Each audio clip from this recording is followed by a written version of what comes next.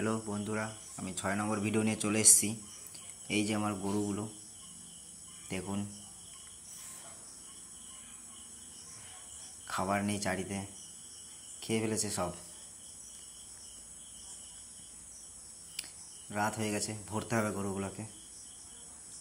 বাচ্চাটা শুয়ে আছে একাই, এই যে নিয়ে যাচ্ছি ঘরে।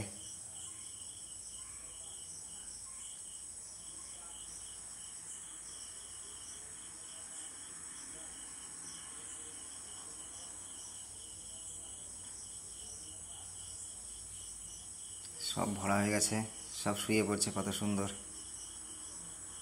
ভরার সাথে সাথেই শুয়ে পড়ছে সব। ফ্যানটাকে অন করে দিই।